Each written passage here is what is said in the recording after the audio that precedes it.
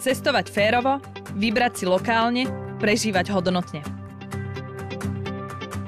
Vítajte v podcaste Cestujeme inak, ktorý vám prináša inšpirácie, kde a ako na Slovensku cestovať udržateľnejšie. Vydajme sa za zmysluplnými zážitkami, šetrne k životnému prostrediu a spoznajme lokálny život vďaka miestnym obyvateľom. Volám sa Anna Nekola a spolu s mojimi hostiami vás na tejto ceste budeme sprevádzať. Dobrý deň, dobrý večer, prípadne dobré ráno, ahojte. Stretávame sa opäť po sviatkoch v novom roku a ja som si pre vás pripravila ťažšiu tému, ale verím, že s pomocou nášho hostia vlejeme do tohto rozprávania aj kus nádeje a ľahkosti. Prvá hostka 3. série podcastu Cestujeme inak je Patricia Gajdošociová, školská psychologička a výskumníčka. Patricia sa zameriava na novodobý fenomén ekologickú úzkosť, známu tiež pod pojmom klimatická úzkosť. Spolu založila iniciatívu Psychológia za klímu. Na Instagrame ich nájdete pod účtom Psycho za klímu, kde vysvetľuje rôzne témy týkajúce sa ekopsychológie a je spoluautorkou učebnice Ako učiť o klimatickej zmene. A v tomto smere aj lektoruje učiteľov. S Patriciou dnes prepojíme cestovanie, životné prostredie a naše emócie. Poodhalíme naše strachy, hnev, ale aj radosť, pozrieme sa na niektoré pre nás pozitívne výskumy a ja verím, že sa nám podarí vniesť trochu porozumenia do toho, čo my ako ľudia môžeme cítiť v dnešnej spoločnosti, vo vzťahu k prírode a najmä, čo môžeme robiť preto, aby nám bolo dobre. Patricia, ahoj. Ahoj, ďakujem pekne za pozvanie. Opýtam sa ťa na úvod hneď niekoľko zoznamovacích rýchlych otázok. Pripravená? Áno, môžeme začať. Ako najradšej oddychuješ? Jogou, meditáciou a pobytom v prírode. Ak by si zajtra mohla cestovať kdekoľvek, kam by si išla a prečo? Špania dolina, pretože tam možno bude sneh. Máš záujmy či hobby, ktoré nie sú úplne bežné a prekvapia? Neviem, či je to nie úplne bežné, ale zaujímam sa okrem iného aj o etiketu, čiže baví ma tak sledovať také tie témy, YouTube videá, čítať knihy o týchto témach. A kniha, ktorá ovplyvnila tvoj spôsob života alebo myslenie je? Erikson, Obklopený neúspechmi. A aká je denná radosť, ktorá ti vždy zlepší náladu? Prechádzka v prírode alebo omaľovánky, vyfarbovanie proti stresu. A je nejaký zvyk alebo tradícia z inej krajiny, ktorá ťa fascinuje? Páči sa mi napríklad japonský zvyk, kedy u nich na Nový rok sa upratuje celá domácnosť, robia také veľké upratovanie, čiže ja to už pár rokov tiež praktizujem u seba doma a je to naozaj podľa mňa taký krásny začiatok nového roka, keď aj mentálne, aj fyzicky si ten priestor utvoríme a upraceme na nové zážitky. Na úvod, pretože toho veľa, čo ty robíš, aj keď má to jednoho menovateľa, ekopsychológia, tak nám povedz niečo o tom, že čo robíš, čomu sa venuješ a čo si vlastne pod tým máme my predstaviť? Ekopsychológia sa zaoberá jednak skúmaním ekoemócií. To je taká skupina tých stavov, ktoré prežívame v odpovedi na klimatickú krízu aj v rámci nášho vzťahu s prírodou. Tam patrí aj klimatická úzkosť a potom vlastne je to taká všeobecná odnož psychológie, ktorá skúma zjednodušene vzťah človeka a životného prostredia. Ten pojem ekologická úzkosť, alebo teda tiež známa pod pojmom klimatická úzkosť, je dnes pomerne známy, ale kto to nepočul, tak povedz nám, že čo to je? Klimatická úzkosť alebo ekologická úzkosť je vlastne taký stály chronický strach z environmentálnej skazy. Je alarmujúca preto, lebo sa týka smrti, čiže ľudia sa boja zániku planéty, zániku ľudskej civilizácie, ohrozenia biodiverzity a keď tiež alarmujúce na nej je, že môže postihnúť každého, pretože ľudia ju dostávajú tak, že stačí, aby videli napríklad v televízii nejaké dôsledky, dopady klimatickej krízy a už sa u nich môže rozvinúť klimatická úzkosť, čiže vôbec netreba, aby zažili nejaké extrémne prírodné katastrofy, stačí, že sú oboznámení s problémom klimatickej zmeny. No toto je zaujímavé, to sa možno ešte k tomu tiež dostaneme. Ohľadom tých médií mi napadajú otázky, ale ja som niekde čítala, že vlastne ekologická úzkosť nie je diagnóza. A vnímam to tak, že tam môže byť teda tenká hranica medzi tým, kde je to už úzkosť a kde je to ešte taká tá zvládateľná obava o naše životné prostredie. Ako rozlišiť? Kedy to môže byť pre nás už problém? Presne, to je taká tá otázka, ktorou sa zaoberajú dodnes vedci a vedkyne a nevieme ešte na to celkom tak odpovedať. Pravda, že nechceme klimatickú úzkosť zastrešiť pod nejakú diagnózu, pretože vysvetľujeme to tak, že je to normálny stav, ktorý ľudia cítia v rámci reakcie na tú klimatickú krízu, ale keď už sa vyskytujú u ľudí nejaké závažné symptómy klimatickej úzkosti, napríklad nespavosť, sebapoškodzovanie, človek má problém s fungovaním v každodennom živote, nezvláda každodenné úlohy, lebo musí stále myslieť na klimatickú krízu, tak tam už naozaj riešime aj nejakú tú generalizovanú formu úzkosti, že tam to spadá z tej klimatickej úzkosti už do diagnóz. Ty vo svojej praxi ako školská psychologička, ja som čítala, že väčšinou túto úzkosť pociťujú tí mladí ľudia už na strednej škole, ako celosvetový fenomén. To príde ešte také odťažité. Hej. Stretávaš sa s tým už na Slovensku v školách? Pravda, že aktívne to riešia deti, žiaci, žiačky, dokonca už aj na základnej škole, dokonca v škôlke už začínajú tie také prvotné obavy a všímanie si toho, že sa niečo deje s tým životným prostredím a s planétou. Čiže naozaj žiaci a žiačky to aktívne riešia, pretože vedia, že nejaké tie dopady klimatickej krízy bohužiaľ pravdepodobne zažijú. Čiže je to pre nich veľká téma a neviem, či chcem povedať, že sa z toho teším alebo neteším. Ale na jednej strane som rada, že žijú tak, že si uvedomujú tie dôsledky klimatickej krízy a sú naozaj takí rozhľadení, ale na druhej strane je to naozaj taká zaťažujúca téma, zaťažujúce pocity pre nich. Ty si povedala, že aj deti v materských školách, že či nie je možno problém aj to, akým spôsobom my s nimi hovoríme, lebo tie staršie deti, oni už teda sami, hej, si vyhľadávajú tie informácie, takže na nich to dopadne tak či tak a tam možno treba iné stratégie, ale možno pri tých materských školách ja teda viem, ako sa má učiť tá environmentálna výchova, teda pri tých malých deťoch viem, že pri materských školách by sme im nemali hovoriť o tom, že tu vymierajú druhy, ale skôr teda o tom, aby sme ich naladili ten pozitívny vzťah k prírode. Tak možno toto je skôr otázka na teba, že či to niekedy aj my tam nerobíme takú medvediu službu, že síce sme angažovaní a angažovanejší, ale na druhej strane vlastne vytvárame ešte obrovský tlak na tie mladšie generácie v tomto a možno sa nevedia ani potom zorientovať, že kedy a čo môžu robiť, keďže 5-roční nemôžu ešte urobiť tak veľa.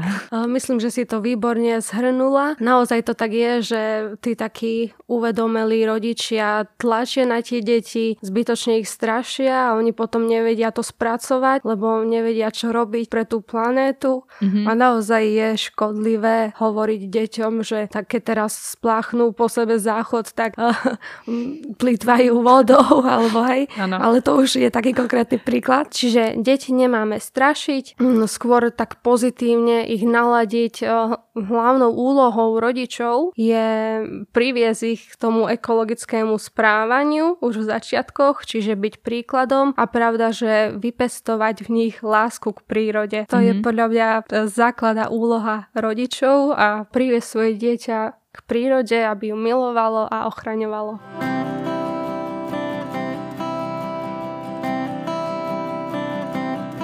Pre mňa úplne asi najstrašidelnejší nový pojem, ktorý ja som ho predtým nepoznala a čítala som to až v súvislosti s tvojimi aktivitami, je klimatická anorexia a ortorexia. A to mi príde už veľmi, veľmi ako závažná vec. Nie, že by úzkosť nebola závažná, to je rovnako závažná vec, ale toto mi prišlo naozaj, že až ma striaslo, že ľudia vlastne vedome vynechávajú nejaké potraviny, o ktorých si myslia, že ich produkcia poškodzuje planetu, či už zberom, pestovaním alebo chovom. Ale potom mi napadlo, že dobre, no tak ale keď je nejaký vegetarián a robí to kvôli tomu, že neviem, emisie skleníkových plynov sa znížili, tak tak to asi neznamená ešte byť anorektikom. Aký je možno v tom rozdiel? Klimatická anorexia začína nevinne, ako aj normálna anorexia, že je to také schované za zdravým životným štýlom, ale rozdiel je v tom, keď už ľudia idú do toho, že vynechávajú všetky potraviny, že už vlastne do tej kategórie hádžu aj potraviny, ktoré by tam možno nemali byť, čiže vtedy sa to tak preklopí do takého diagnostického stavu. A toto ja neviem, či môžeš povedať, ale ty už si sa s niečím s takým stretla? Našťastie ešte nie s tým stavom, ale mali sme také dievča, ktoré vlastne sa bálo o vodné zdroje, že bude ohrozená naša budúcnosť v rámci tej pitnej vody a preto si vytvorila obsedantno-kompulzívny návyk, že stále so sebou musela mať fľašu vody, keď išla von. Čiže naozaj všetko možné sa môže rozvinúť v rámci toho strachu z klimatickej krízy. Ja som v prvej sérii podcastu v 12. epizóde hostila psychologičku Lenku Uherovú a s ňou sme rozoberali aj tému tzv. Ekologickej viny. Tu cítime, keď máme pocit, že sme nejak nesplnili skôr svoje osobné alebo možno aj tie spoločenské normy toho proenvironmentálneho správania. A v súvislosti s cestovaním vo vzťahu k životnému prostrediu, toto je podľa mňa veľmi ľahké. Nesplniť niečo a cítiť sa takto, lebo ideme lietadlom, je to zlé, ideme autom, je to zlé, čo má menej emisí, čo je správne, prepočítavania. Do toho si nakoniec ešte uvedomíme, že emisie z turizmu, respektíve ak vezmeme iba dopravu, sú nič oproti tým z energetiky, tak... Možno dve otázky, keď už sme takýto zahltení. Čo s touto vinou? Čo s tým zahltením? Ako to v sebe spracovať, aby mal možno svet zmysel aj naďalej? Alebo aby aj moje aktivity v tomto svete mali nejaký zmysel? To je veľmi ťažká otázka na filozofickej úrovni, ale možno chceme začať tak, že ľudia naozaj to sledujeme, že dobre oni hovoria, že sa boja klimatickej krízy, že chcú robiť niečo v prospech životného prostredia, ale reálne na Slovensku aj v Česku podľa výskumov to ľudia nerobia, čiže nám takto vychádza, že áno, síce sa boja, ale tá aktivizmus áno, niekde to viazne, presne tak. A pri cestovaní obzvlášť stretávame sa s javom environmentálna disonancia. To znamená, že ľudia sa aj doma správajú proenvironmentálne alebo ekologicky, ale ako náhle prichádza dovolenka, tak zrazu sa chcú uvoľniť, nechcú myslieť na tú ekológiu a tam naozaj porušia všetky svoje princípy. Ale pravda, že chceme, aby to fungovalo tak, že sa budú všade správať ekologicky aj na dovolenkách, ale bohužiaľ ľudia chcú tak vypnúť z toho správania, do ktorého sa nútia počas bežných dní a naozaj na dovolenke sa správajú vysoko neekologicky. Presne v tomto by mal zabrať ten systém, že vlastne ten človek ako keby nemá mať na výber. On si môže oddychnúť, pokiaľ sú tie hranice. Keď mu tam všetko dáme ekologické, tak môže robiť ekologické veci. Ale možno, že ja sa stretávam skôr s tými ľuďmi, ktorí, keď nám niečo nevidie, máme pocit, že už sa nemusíme vôbec snažiť. Že keď ideme lietadlom, tak máme pocit potom, že celá tá naša snaha už vyjde navnivo, že celý ten náš zvyšok pobytu už by sme v úvodzovkách nezachránili. Hej? Pritom o to vôbec nejde. Tak možno čo s touto vinou, ako to striasť zo seba, vidíme a povieme si, že ja na to mám.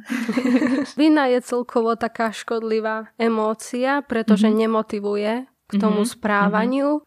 Je to celkovo aj z tých ekoemócií najhoršia emócia, pretože aj klimatická úzkosť nás môže motivovať pro environmentálnemu správaniu. Najlepšie je na to hnev, na ekologický hnev, ale vina naozaj vychádza, že je vysoko nemotivačná, čiže je to veľký problém a myslím, že sa nám ani nedarí tú vinu nejako striasť. Ešte nemáme na to nejaké postupy psychologické, overené metódy, pretože tiež je ten výskum v začiatkoch. Čiže ťažko poradiť, ako s tou vinou pracovať. Možno si naozaj hľadať v tej klimatickej zmene nejaký pozitívny narratív, pozitívny význam, koncipovať ju tak, že je to prostriedok pozitívnej zmene nášho života a k zmene spoločnosti, tak ako by sme ju chceli mať.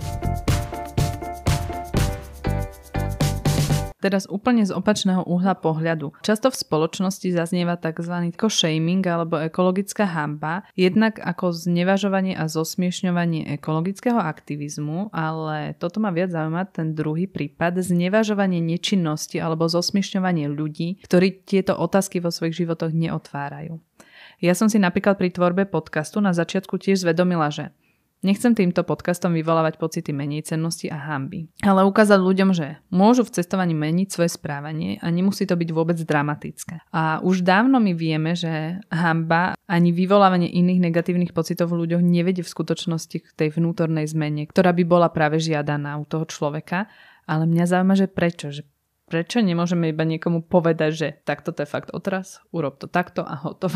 Dôležité je si uvedomiť, že nikdy nebudeme dokonalí ani v tom ekologickom správaní. Keď si to uvedomíme, tak aj to, že ideme lietadlom a potom pokračujeme v ekologickom správaní, takže vlastne nikdy nemôžeme byť super ekologický na 100%. To sa v dnešnej dobe ani nedá. Podľa mňa museli by sme žiť v lese, v nejakej chalupe. Áno, ja to tak hovorím, že udržateľnejší cestovateľ je ten, ktorý je doma. Presne tak, ktorý necestuje. Áno. Čiže je to ťažká téma, je to ťažké na to prísť, ale treba si tak zvedomiť to, že dokonala nikdy nebudem v tom ekologickom správaní. Tiež nemôžem žiť bez emisí, to sa tiež nedá. Čiže prijať to, že budem sa snažiť, budem robiť to najlepšie, aby som naozaj potom po rokoch necítila vinu, že som nič nespravila, ale tiež je tu tá otázka, koľko toho zmôže individuálny človek a kto má akú vínu na tej klimatickej kríze. Čiže sú to také komplexné problémy. V poriadku, keď si každý na to odpovie sám a každého, tá možno úroveň toho, čo bude robiť, bude rozdielna. Tak, aby nám to ekologické správanie zase nepoškodzovalo nejaký duševný stav, alebo aby sme z toho nemali nejaký nepokoj. Čiže tiež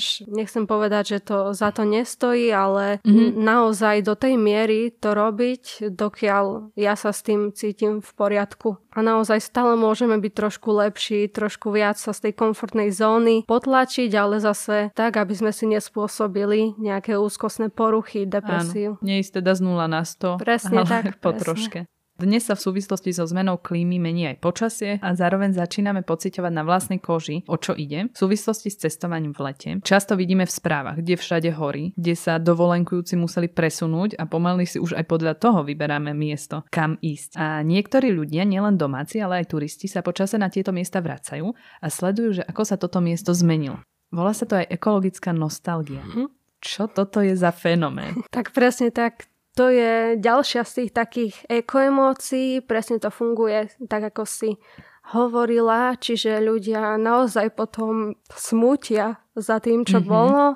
Napríklad aj teraz, keď v zime už nemáme sneh, my na nížinách absolútne ekologickou nostalgiou trpia najmä takí starší ľudia, úprimne, lebo oni naozaj už pozorujú, že tie pranostiky neplatia, na ktoré sa spoliehali, tie vzorce počasia, ktoré boli, keď boli za mladá, za ich mladosti, tak už neplatia, všetko je akosi inak, čiže to ich hlboko zneisťuje a cítia aj také nebezpečenstvo, čiže ohrozenie nejakej ontologickej bezpečnosti. Čiže naozaj, keď hovoríme, že mladí ľudia trpia klimatickou úzkosťou, tak starší ľudia zase ekologickou nostalgiou a tým ohrozením bezpečnosti. Neviem, ja teda nie som úplne stará, som veľmi mladá. Dneska akurát som uvažovala, že že tuto na to jazero sa už nedá chodiť, že už pár rokov som tam nebola sa korčulovať a pritom, keď sme boli deti, tak sme tam korčulovali, že každú zimu. A teraz minulý rok zamrzlo, že asi na 4 dní, nepreháňam, 4 dní. A to je všetko. Pocítiš tú nostalgiu, ale teda je to asi v poriadku. Mám to nejako riešiť? Takto, keď ti to nespôsobuje nejaké hĺbšie ťažkosti, hĺbšie pocity, keď to nespadá do úzkostných porúch, do depresívnych myšlienok, tak to neriešime, ale pravda, že keď už sa objavujú nejaké príznaky alebo tie úzkostné poruchy, depresia, tak už naozaj to treba riešiť a komplexnejšie pomocou terapie, čiže tam už len to pomôže.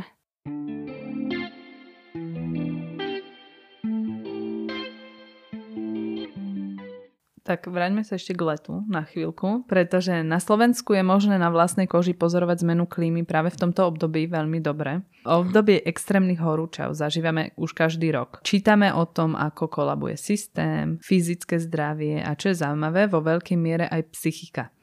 Toto si možno vedome na sebe nevšimne každý, ale prejavuje sa to rôzne od zvýšenej podráždenosti, nárastu, vlastne čítala som, že nárast depresí je vtedy, dokonca aj samovraždy a násilie sa v tomto období zvyšuje. Povedz nám možno k tomu trošku viac, že o čo ide. Horúčavy a tie vlny horúčav sú pre nás veľmi škodlivé. Leto už začína byť pre fyzické aj duševné zdravie oveľa škodlivejšie ako zima. Človek z horúčav neprospieva, ako si spomínala, zvyšuje sa depresia, násilie, agresia, skupinová agresia, verejná agresia, domáce násilie počas horúčav. Ľudia sú viac hospitalizovaní, najmä pacienti, ktorí majú nejaké duševné poruchy, berú nejaké lieky, ktoré im poškodzujú tú termoreguláciu. Čiže naozaj tie horúčavy majú negatívne dôsledky na sústredenie, pamäť, pozornosť, reakčný čas. Čiže naozaj by sme to mohli stráviť vymenovaním tých negatívnych dôsledkov nejaký čas. Dokonca už aj pozorujeme zvýšenú mieru samovrážd počas horúčav, že už aj jeseň prestáva byť takoutou topkou medzi samovraždami, ale naozaj už tie horúčavy začínajú dominovať, čiže nezvládame ich dobre a stupňujú sa, pribúdajú. Mám strach, čo bude ešte ďalej. No, ja sa na to pýtam aj preto, lebo ja sama teda ako tie horúčavy fakt ťažko znášam. Ja som sa smiala na tom, keď si povedala, že predĺžuje sa reakčný čas, lebo ja som pomalý človek, ale v lete som úplne vypnutá, mám pocit. A ja už som aj fakt reálne premýšľala nad tým, že takto žiť nemôžem, lebo akože 3 mesiace, dokonca 4 mesiace určite si ja napočítam v tom lete, že neviem robiť veci, že neviem sa sústrediť, nie som potom vlastne vôbec aktívna, tým pádom som len unavená stále a že či by nebolo najlepšie sa fakt presťahovať do chladnejšej krajiny. Ale ku koncu leta minulého roku som si prečítala taký pekný článok, myslím, že to bol v New York Times, o tom, že aj schopnosť znášať vysoké teploty sa dá trénovať. Rovnako ako chlad otužovaním, tak podobne opačne to funguje aj pri oteplovaní. Tak dalo mi to trochu nádej, že aspoň niečo s tým môžem možno urobiť. Toto je môj projekt na najbližšie leto. Ale vlastne je to o trénovaní odolnosti, reziliencii. No ja som potom videla u vás pojem tranziliencia, čo znamená vlastne, že pozitívne sa transformovať tvárou v tvár rizika v zmeny klímy. A moja otázka teda znie, že ako to urobiť? Ako premeníme tú klimatickú krízu na klimatickú výzvu? Ten strach na tú akciu. Ako si môžeme pri tej rýchlo meniacej sa realite uchovať to svoje duševné zdravie, aby nás to nezaťažovalo, ale boli sme ochotní, ale aj schopní urobiť pre tú zmenu niečo aj my sami? Veľmi dobrá otázka. Reziliencia už stráca na popularite v psychológii a prevzala to miesto teraz tranziliencia, taký nový pojem. Hovorí aj o tom, že vlastne nestačí už tá adaptácia na klimatickú zmenu, ale potrebujeme transformáciu a hlavne, aby bola pozitívna, aby sme potom nemali nejaký zhoršený duševný stav, že si musíme niečo obmedzovať, ale naozaj transformovať svoj životný štýl tak, aby sme z toho mali benefity predovšetkým my, čiže aj jednako zdravotné, možno čo sa týka infraštruktúry, bývania, financií, čiže to naozaj spadá po to všetko a tranziliencia je veľmi zaujímavá, pretože je to nový pojem, ešte nevieme, ako u ľudí budovať tú tranzilienciu, to sa snažíme tiež zistiť a ja vo svojich výskumoch naozaj vychádza v prvotných výskumoch, že tranzilientní ľudia majú nižšiu klimatickú úzkosť, sú viac motivovaní správať sa proenvironmentálne a pri reziliencii alebo adaptácii to tak nefunguje. Čiže naozaj veľmi sľubný konštrukt, ale keby naozaj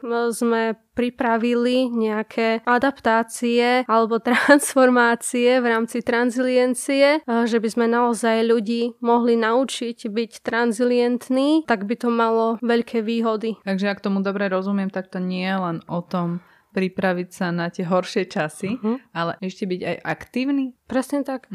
Aktívne si naformulovať, aktívne začať tú svoju pozitívnu zmenu. Čiže nenastaviť sa tak, že len prečkám tú klimatickú krízu, nič nebudem robiť, práve ten opačný postup je lepší, efektívnejší, čiže aktívne transformujem svoj životný štýl, svoje návyky, svoje myslenie tak, aby sme tú klimatickú krízu porazili. No, to ťažké máme za nami. Poďme teraz o životnom prostredí okolo nás a našich emóciách, ale veselšie. Mnohí z nás opíšu pocity pokoja a spokojnosti na ceste zelenou krajinou. Je na to už nemalo výskumov, tak si možno nejaké výsledky povedzme aj tu. Ako vplýva príroda na naše duševné zdravie? Prečo nám v nej je tak dobre? Súvisí to s tým, že máme taký staroveký mozog, ako sa o tom často omieľa, čiže mestské prostredie je pre nás nové. Naozaj naši predkovia žili v prostredí typu savana, skaly, stromy, rieka, potok, trávnaté plochy, čiže to nám robí dobre, preto sa aj v prírode cítime prirodzene dobre. V takomto prostredí naši predkovia vedeli prežiť v takom prostredí, preto ho vyhľadávali, čiže keď prírodné prostredie obsahuje tieto všetky prvky, tak nám robí veľmi dobre. Najväčším benefitom prírody pre duševné zdravie je určite obnova pozornosti. Keď sme vyčerpaní, unavení, nedokážeme sa sústrediť, najlepším liekom je ísť do prírody a príroda má veľmi veľa benefitov v rámci duševného zdravia, pomáha s psychiatrickými poruchami, úzkosti, depresie, zlepšuje pamäť, pozornosť, sme šťastnejší, máme lepšiu náladu po pobyte v prírode, naozaj veľké výhody pre duševné zdravie. A ešte je tam jedna zaujímavá téma, sledovanie alebo počúvanie vtákov vraj zlepšuje duševnú pohodu. Tak povedz nám o tomto ešte trošku viac. Presne tak. Birdwatching je naozaj jedna z top aktivít na zlepšenie duševného zdravia. Počúvanie vtákov, sledovanie vtáctva naozaj pomáha. Podľa výskumov ľudia, ktorí žijú v mestských štvrtiach, kde je väčší výskyt vtáctva, viac rôznych druhov vtákov, tak naozaj sú oveľa šťastnejší ako ľudia, ktorí nežijú v blízkosti vtáčich druhov. Počúvanie spevu vtákov upokojuje, je to až také meditačné. Naozaj prináša nám to pocit šťastia. Veľa benefitov má birdwatching, že ľudia, ktorí sa tomu venujú, môžu veľmi profitovať z tejto aktivity.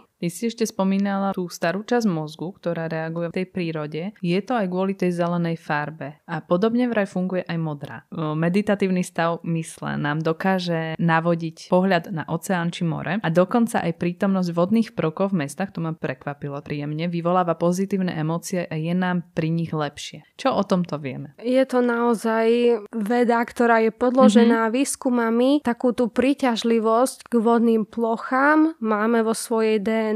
Deti už prirodzene lížu nejaké lesklé povrchy od narodenia bez toho, aby vedeli, prečo to robia alebo poznali kvality vody a prečo ju potrebujú. Čiže prirodzene vyhľadávame vodu, súvisí to s našim prežitím. Pravda, že náš mozog inklinuje k vode. Ako si hovorila, je to jednak jej modrá farba. Ešte dôležitejší je podľa mňa pohyb vody, upokojujúci, meditatívny. Voda nám prináša veľa benefitov, napríklad pobyt vo vode, masíruje vnútorné orgány, prináša nám pocity šťastia, zlepšuje náladu, používa sa pri liečbe detí s autizmom, s ADHD, depresiou. Pri vode je to také odpojenie od starosti, naozaj sa tam dá pekne dosiahnuť. Ty už si spomenula také, že obnovenie pozornosti. Dnes na sociálnych sieťach a vôbec na internete všetci bojujú o našu pozornosť a my sme veľmi rýchlo zahltení, ak si nedáme pozor. Tu nám asi ani nepomôže dovolenka, ale skôr ten denný oddych. Tak možno ako si obnovovať pozornosť? Najlepšie je nasmerovať tú pozornosť pomocou prírody, ale nie sú to len tie sociálne siete. To, že máme staroveký mozog, sa prejavuje aj v tom, že nás strašne vyčerpáva celkové to mestské prostredie. prostredie, čiže veľa ľudí, rôzne tváre, oblečenie, auta, farebné pútače. To si naozaj neuvedomujeme, ale všetko strašne vysáva tú pozornosť a najlepšie ju tak obnoviť, že pôjdeme do toho prírodného prostredia, kde je taká jemná fascinácia. Sice tiež zápasy o pozornosť, ale je to iná pozornosť, iné časti mozgu sa aktivujú v tom prírodnom prostredí. Tiež tam máme rôzne zvuky, rôzne vône, ale je to úplne iné ako to umelé prostredie. Aj sa tak uvádza, že jediná možnosť je proste ísť do prírody na obnovenie tej pozornosti. A myslíš si, že toto sa dá ako keby takže kultivovať v tom zmysle slova, že budeš citlivejšia potom na tie vzruchy okolo? Dobrá otázka, zaujímavá. Trebalo by to preskúmať ešte na hlbšej úrovni. Možno keby sme sa spýtali ľudí, ktorí žijú napríklad na nejakej samote, hej, a potom zídu do toho mesta, či naozaj pociťujú, že sú viac zahltení tými všetkými podnetmi, že je to pre nich viac nepríjemné. Veľmi zaujímavá otázka. No a čo robíš napríklad ty sama?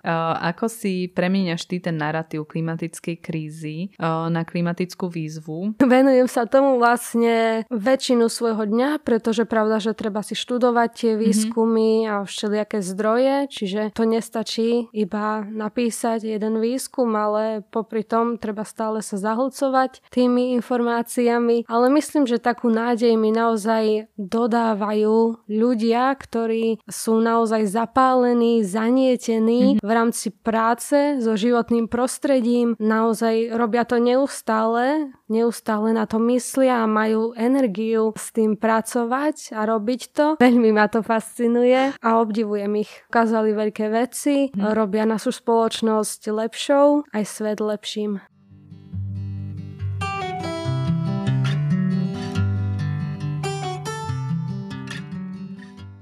Keď sa teraz k cestovaniu presunieme, rada cestuješ? Áno, rada cestujem. A keď cestuješ, tak za čím cestuješ? Za peknou prírodou a potom za históriou. Čiže mám rada múzea, hrady, zámky. Zažila si ty niekedy sama osobne nejaké negatívne emócie spojené so životným prostredím pri cestovaní? A pomohlo ti alebo pomáha ti niečo k tomu, aby to tak úplne nebolo? U mňa to asi bola tá ekologická nostalgia alebo taký ekologický smútok, že naozaj keď sa niekde vrátim po čase a je to tam úplne zmenené, tej prírody ubúda, scenéria je iná, čiže naozaj to ma tak rozľútosti a či mi niečo pomáha, tak jedine asi cvičenia na budovanie aktívnej nádeje. Čo je cvičenie na budovanie aktívnej nádeje? Sú rôzne. Napríklad, čo sa týka prírody, tak môžeme si v rámci prechádzky lesom budovať aj zároveň mindfulness. Napríklad predstavím si, že ktorý prvok prírody v tom prostredí, v ktorom som, teraz najlepšie odráža moje pocity, alebo potom je také srandovné cvičenie, že